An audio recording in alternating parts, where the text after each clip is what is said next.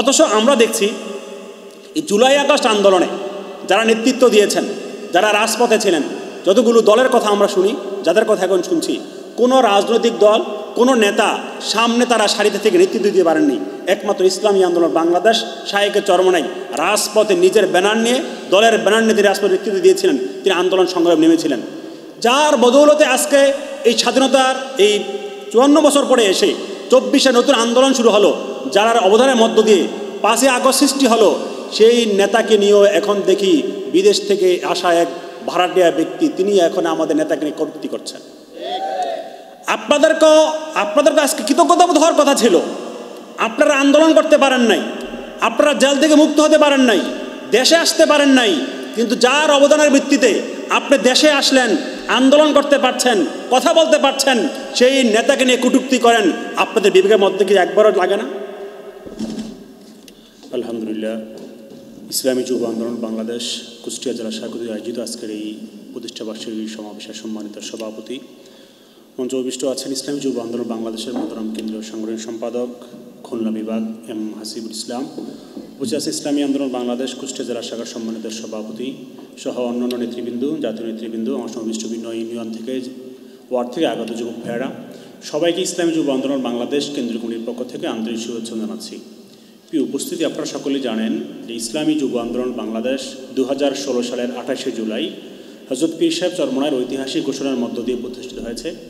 সেই 2016 সালের 28শে জুলাই থেকে নিয়ে আজকে 2025-এর 31শে জুলাই আমরা পা রেখেছি, অর্থাৎ দীর্ঘ 9 বছর আমরা তৃণমূল থেকে কেন্দ্র নিয়ে পর্যন্ত আমরা কাজ করছি।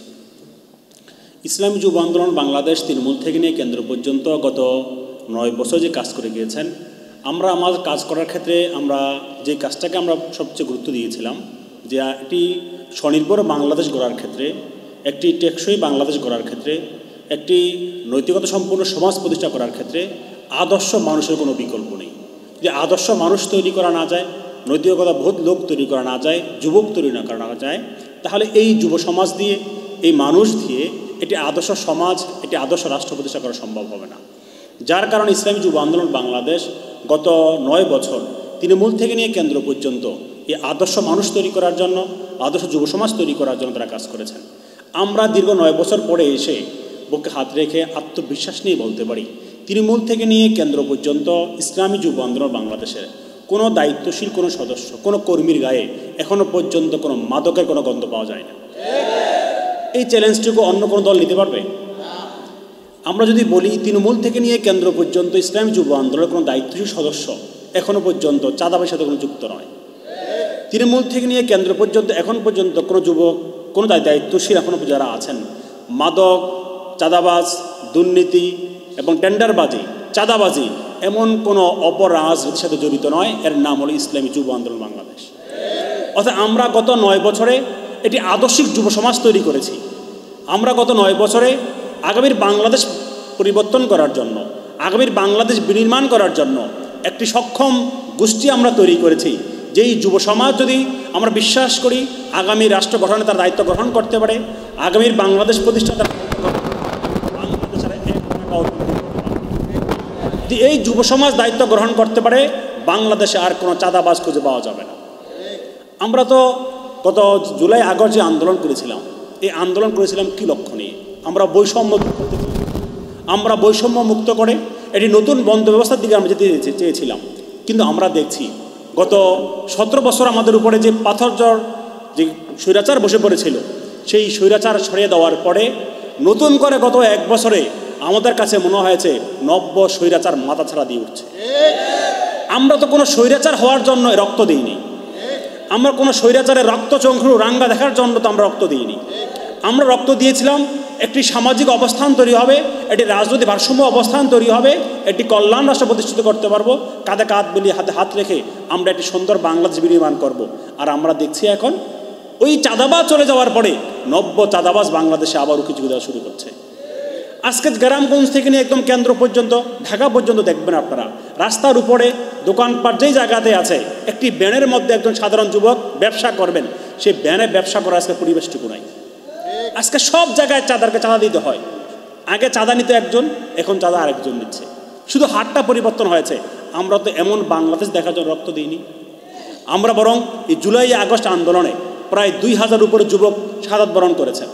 যেই 2000 যুবক শাহাদাত বরণ করলেন, যারা জীবন দিলেন, তারা জীবন দিয়েছিলেন কি এরকম বাংলাদেশ দেখার জন্য?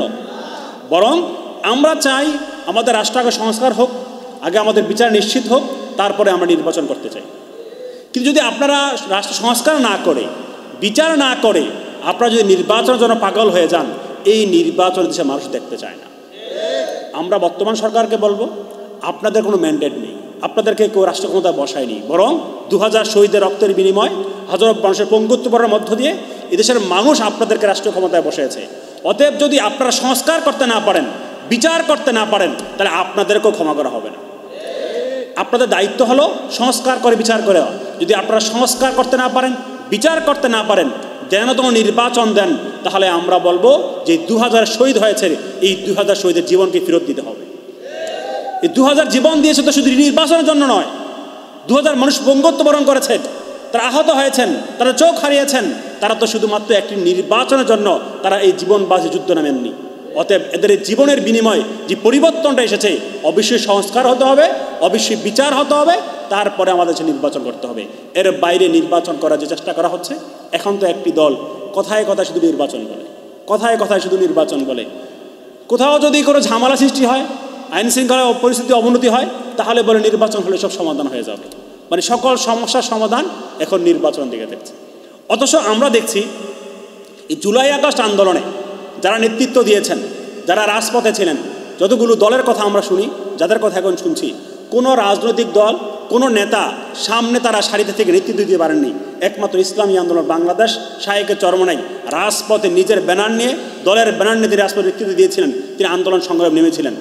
যার বদৌলতে আজকে এই স্বাধীনতার এই 54 বছর পরে এসে 24-এ নতুন আন্দোলন শুরু হলো, যার অবদানের মধ্য দিয়ে 5ই আগস্ট সৃষ্টি হলো। সেই নেতাকে নিয়েও এখন দেখি বিদেশ থেকে আসা এক ভাড়াটিয়া ব্যক্তি, তিনি এখন আমাদের নেতাকে নিয়ে কটূক্তি করছেন। আপনাদেরকে আজকে কৃতজ্ঞতা বোধ হওয়ার কথা ছিল। আপনারা আন্দোলন করতে পারেন নাই, আপনারা জেল থেকে মুক্ত হতে পারেন নাই, দেশে আসতে পারেন নাই, কিন্তু যার অবদানের ভিত্তিতে আপনি দেশে আসলেন, আন্দোলন করতে পারছেন, কথা বলতে পারছেন, সেই নেতাকে নিয়ে কটূক্তি করেন। আপনাদের বিবেকের মধ্যে কি একবারও লাগে না? একবারও বিবেকবোধকে আপনার জাগ্রত হয় না? আমরা আপনাদেরকে স্পষ্ট করে বলতে চাই, আপনারা দল চালাতে গিয়ে, আপনারা সংগঠন চালাতে গিয়ে, নেতা তৈরি করতে গিয়ে আপনারা চাঁদাবাজি করেন, টেন্ডারবাজি করেন, দুর্নীতি করেন। পীর সাহেব চরমনাই ইসলামী আন্দোলন বাংলাদেশ তারা টেন্ডার বা চাঁদাবাজি করে দল চালায় না, বরং তারা তাদের নিজের টাকা দিয়ে, আমাদের কর্মী বাহিনী তাদের নিজের টাকা দিয়ে, নিজের শ্রম দিয়ে, নিজের অর্থ দিয়ে দল পরিচালনা করে। অতএব আপনাদের মতো করে আমাদের শাহেকে চরমনাই, পীর সাহেব চরমনাইকে আপনারা মাপার চেষ্টা করবেন না। যদি আপনারা মাপার চেষ্টা করেন, আপনারা ভুল করবেন। কারণ আমরা আদর্শের রাজনীতি করি, আমরা ক্ষমতালোভী করে রাজনীতি করি না। অতএব আদর্শিক রাজনীতি যেখানে আমরা করি, সেখানে যদি আপনারা প্রতিহিংসার রাজনীতি ছড়িয়ে দিতে চান, এই 5ই আগস্ট পরবর্তী বাংলাদেশে প্রতিহিংসার রাজনীতিকে কেউ গ্রহণ করবে না। অতএব আমরা চাই একটি কাঁধে কাঁধ মিলিয়ে একটি সুখী সমৃদ্ধ আমরা সমাজ পরিচর্যা করি, একটি সোনার বাংলাদেশ আমরা গড়ে তুলি, যেখানে জুলুম থাকবে না, অন্যায় থাকবে না। আপনারা তো গত 17 বছরে যেই পরিমাণের জেলেম জুলুম নির্যাতন হয়েছেন, যেই পরিমাণে আপনাদের অত্যাচার হয়েছে, যেই পরিমাণ মিথ্যা মামলা হয়েছে, গুম হয়েছেন, হত্যা হয়েছেন, এই পরিমাণের হত্যা, জেল জুলুম হওয়ার পরে যদি এখনও আপনারা সেই ভঙ্গুর সংস্কৃতির মধ্য দিয়ে নির্বাচন করে ক্ষমতায় আসতে চান, তার মানে কি আপনারা বিগত দিনে সেই হত্যা, গুম খুনকে বৈধ দিতে যাচ্ছেন? আপনি সেটা বৈধ মনে করছেন সেগুলাকে? আমরা তো গত 17 বছর, 54 বছর পর্যন্ত আমরা দেখেছি বাংলাদেশে যেই দলই ক্ষমতায় আসে, ক্ষমতায় আসার পর বিরোধী দলগুলোকে তারা মিথ্যা মামলা, গুম খুন করে বিরোধী মুদ্রা তার দামে রাখার চেষ্টা করা হয়। আমরা তো নতুন বাংলাদেশে এই কালচার আর দেখতে চাই না। আমরা নতুন বাংলাদেশে বিরোধী দল যারা থাকবেন, বিরোধী দল যেই থাকেন না কেন, যারাই আসবেন তাদেরকে গুম খুম করে ফেলবেন, হত্যা দিবেন, মিথ্যা মামলা দিবেন। এই রাজনীতির কৃষ্টি কালচার আমরা পরিবর্তন করতে চাই। অতএব সেই পরিবর্তনের যে আওয়াজ উঠেছে, মানুষ যে পরিবর্তন করতে চায়, সেই পরিবর্তনের যে আওয়াজ যদি আপনাদের কানে না পৌঁছে, আপনারা সেটা অনুধাবন করতে না পারেন, তাহলে আগামীর বাংলাদেশে আপনাদের রাজনৈতিক প্রাসঙ্গিকতা থাকবে কিনা সেটাও আপনাদেরকে চিন্তা করতে হবে। অতএব আগামীর রাজনীতিতে আপনাদেরকে ভাবতে হবে, এদেশে যুবকদের আপনাদের চিন্তা করতে হবে, যুবকদের মনের কথা আপনাদের ভাবতে হবে, বুঝতে হবে। যদি সেটা বুঝতে ব্যর্থ হন, তাহলে আগামীর রাজনীতিতেও আপনাদের জন্য কোন পরিণতি বরণ করতে হবে হয়তোবা। প্রিয় উপস্থিতি, আগামী জাতীয় নির্বাচন আমাদের সামনে আসছে। সেই জাতীয় নির্বাচন নিয়ে আমরা ইতিমধ্যে দেখেছেন আমাদের মহতারাম আমির পীর সাহেব চরমনায় ঘোষণা দিয়েছেন যে আগামীর জাতীয় নির্বাচন ইসলামপন্থী দেশপ্রেমিক যে দল আছেন সকলে মিলে আমরা একটি বাক্স দেব, আমরা একটি প্রতীক দিব। অর্থাৎ যেই আসনে হাত পাকা থাকবে এই আসনে সকল ইসলামিক দল দেশপ্রেমিক দল যারা আছেন তারা আর কোনো প্রতীক দিবেন না, সকলে মিলে হাত পাকা এখানে বিজয়ী করবেন। যেই আসনে অন্য কোনো দেওয়ালগড়ি প্রতীক থাকবেন সেই দেওয়ালগড়ি প্রতীকে সেই আসনে হাত পাকা সহ অন্য কোনো ইসলামিক দল দেশপ্রেমিক দল প্রতীক দিবেন না, সকলে মিলে সেখানে দেওয়ালগড়িকে পাশ করাবেন। যে আসনে অন্য ইসলামিক দল প্রার্থী দিবে, এভাবে একটা সমঝোতার মধ্য দিয়ে আমরা আগামী নির্বাচনটা করতে চাই, যাতে করে আগামী নির্বাচনের মধ্য দিয়ে বাংলাদেশে ইসলাম পন্থাকে যাতে আর কেউ দামে দিতে না পারে, এই জন্য এক বাক্স নীতি আমরা সামনে এনেছি। যখন 24 আগস্ট আন্দোলনের 24-এর আন্দোলন পরবর্তীতে এসে ইসলাম পন্থা বিজয় হওয়ার সম্ভাবনা তৈরি হয়েছে, ইসলাম পন্থা রাষ্ট্রীয় ক্ষমতা আসার সম্ভাবনা তৈরি হয়েছে, তখন একটি পক্ষের ঘুম হারাম হয়ে গিয়েছে, যার কারণে তারা আবল তাবল বলা শুরু করেছেন। এখন আমাদেরকে বিভিন্ন ট্যাকিং দেওয়ার চেষ্টা করছেন। আপনারা মনে রাখবেন, ট্যাকিং দিয়ে রাজনীতি করে এই আওয়ামী লীগ বাংলাদেশে টিকতে পারে না। অতএব আপনারাও ট্যাকিং করে, আপনারাও মিথ্যা কথা বলে, তহমত দিয়ে আপনারাও টিকে থাকতে পারবেন না। বরং স্বচ্ছ রাজনীতি করুন, ভালো রাজনীতি করুন, মানুষের মনের কথা বোঝার চেষ্টা করুন, মানুষের ভাষা বোঝার চেষ্টা করুন, আর না হয় আপনারাও কিন্তু হারিয়ে যেতে হবে। অতএব আগামীর রাজনীতিতে ইসলাম পন্থা যে উত্থান শুরু হয়েছে, ইসলাম পন্থা যে বিজয়ের সম্ভাবনা তৈরি হয়েছে, অতএব সেই জায়গাতে আমাকে আপনাকে অত্যন্ত প্রহরী হয়ে কাজ করতে হবে এবং তৃণমূলে ঐক্যবদ্ধভাবে ইসলাম পন্থাকে বিজয় করার চেষ্টা করা যাবে ইনশাআল্লাহ। আমরা দেখছি নির্বাচনের সময় যেহেতু সামনে আসছে, এখানে যারা ক্ষমতা যাওয়ার স্বপ্ন দেখছেন তারা ভাবছেন যে আমরা হয়তো ক্ষমতা চলেই আসছি, যার কারণে তাদের আচরণ তাদের অবস্থান এমন মনে হয় যে তারা ক্ষমতায় চলেই আসছে, যার কারণে তারা ভাবতেছে হয়তো বা বিগত 25 আওয়ামী লীগ যেভাবে দিনের ভোট রাতে করে ফেলেছেন, ভোট ডাকাতি করছেন, ভোট কারচুপি করছেন, ভোট চুরি করছেন, ভোট দখল করেছেন, তারা ভাবছেন হয়তো এই নির্বাচন আসলে আমরা একই কায়দায় ভোট ছিনিয়ে নেওয়ার চেষ্টা করবেন। আপনাদেরকে স্পষ্ট করে বলে দিতে চাই, আগামীর যে নির্বাচন হবে সেই নির্বাচন যদি আপনারা ভোট কারচুপি করতে চান, ভোট ডাকাতি করতে চান, আমাদের অধিকার নিয়ে ছিনিমিনি খেলতে চান, মনে রাখবেন 1000 বার ভেবে আপনাদেরকে ভোট কেন্দ্রে যেতে হবে, কারণ আপনাদেরকে যদি ভোট ডাকাতি করেন সুস্থভাবে আর ফিরে আসতে দেওয়া হবে না। আমার ভোটের অধিকার যদি কেউ কেড়ে নিতে চায়, আমার ভোট যদি কেউ ডাকাতি করতে চায়, ভোট কেন্দ্রকে দখল করতে চায়, ইসলামী যুব আন্দোলন সেই ভোট ডাকাতদেরকে উচিত শিক্ষা দিবে। অতএব আগামী নির্বাচনে যদি ভেবে থাকেন আপনারা ভোট ডাকাতি করবেন, ভোট কারচুপি করবেন, আমাদের ভোটের অধিকার কেড়ে নেবেন, মনে রাখবেন ইসলামপন্থীরা এবার ঐক্যবদ্ধ হয়েছেন, এবার ইসলামকে হারানোর মতো কোনো শক্তি বাংলাদেশে আর নেই। অতএব আমাদেরকে ঐক্যবদ্ধ হতে হবে।